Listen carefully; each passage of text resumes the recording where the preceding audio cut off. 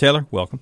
Hi, Taylor. Hey. I just want to tell you, though, first off, you look so much younger and more innocent than you do on the cover. Nobody I mean, you likes look to be beautiful told on the front here, but you look older. Was that on purpose?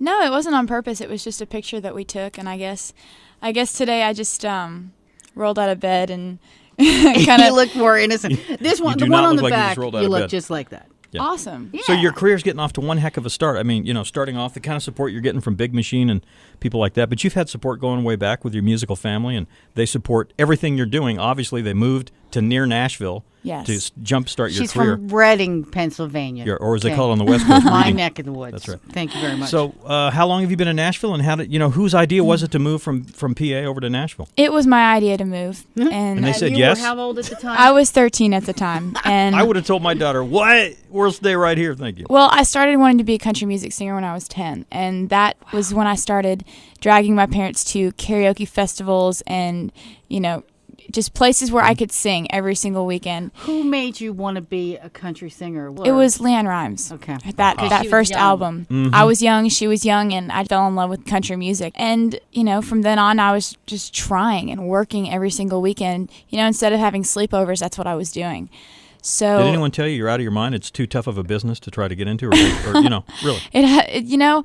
The funny thing is, it's been really painstakingly a lot of waiting. The first time you hear your song on the radio, it all goes away. All of it disappears. You're only 16? Mm-hmm. You have a lot of poise for 16. Thank you What very were you much. doing at 16, Jeff? You don't want to know.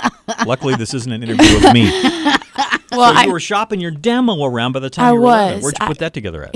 I was 11 when I first came to Nashville. Oh, my gosh. And I had this karaoke recorded demo CD of me singing songs by like Leanne Rimes, the Dixie Chicks, and walked into every major record label and said, "Hey, my name's Taylor. I'm 11. I want a record deal. Call me." What'd they say? To be honest with you, I really didn't get past the I was receptionist. gonna say, yeah. Well, she probably thought you were cute. They were all very nice, except for a couple of them. But it's been a really long time trying for one thing. I went back home and I started playing guitar and writing songs. And I've written 150 songs so far. It's so So great that where did you learn? Wait, I just want to ask her where she learned to play the guitar. Did you take lessons or did you just teach yourself? It was sort of a mixture of both because I had someone come and try to fix our computer, and he saw a guitar laying over in the corner, and I said, he goes, "Well, do you know how to play that?" And I was like, "Well, no." And he was Not like, really. and I was like, "You want to teach me a couple chords?" And he was like, "Yeah." So he just taught me 3 chords, and I just expanded from there.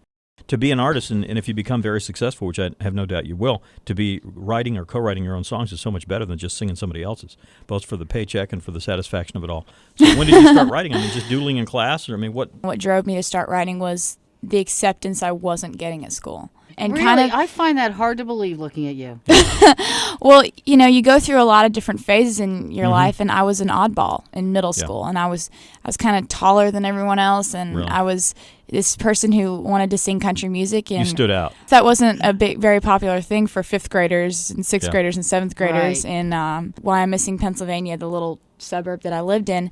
And I would wake up some mornings not knowing if people were going to talk to me that day. Oh, but Well, you know what? different people so go through many that. famous people have gone through the exact same things because they were too tall for their age, but then they grew into themselves, and you look like you grew into yourself real nice. Thank What you. grade are you in?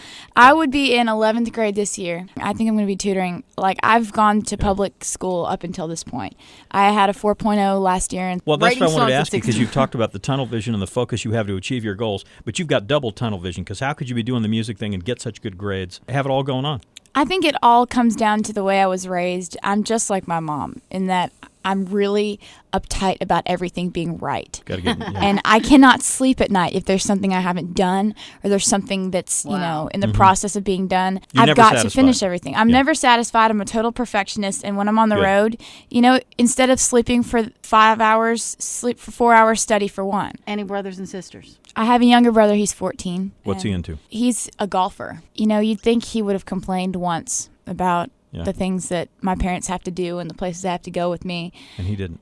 No. Good kid. What a guy, man. Wow. Great kid. Taylor, you write or co-write your own songs, and I don't hear a lot of influence, undue pressure from the record label. That's not coming through. Usually you can tell, or I can, I think. They're really sort of, they gave me one chance. I think that was their thought. Let's just put her out there. Yeah. Give her a chance to do what she wants to do. See if she's got it and, going on. And if it doesn't work, then we'll take control. But I've just really tried to keep things the way that they are. And I want to give people who buy my album a lot of me, and I want to give them a huge part of my story and feel like they know me. Mm-hmm. And I think that's all that an artist can really hope to give. So looking down the road in 10 years, hopes, people you want to duet with, awards you want to win, places you want to be, you know. Surprisingly, meeting Tim McGraw, I've always been a fan of him. I think that's why people can relate to this song so much, because there are so many fans out there. And I'm not really one of his, I'm not cool enough to be like one of Tim McGraw's friends.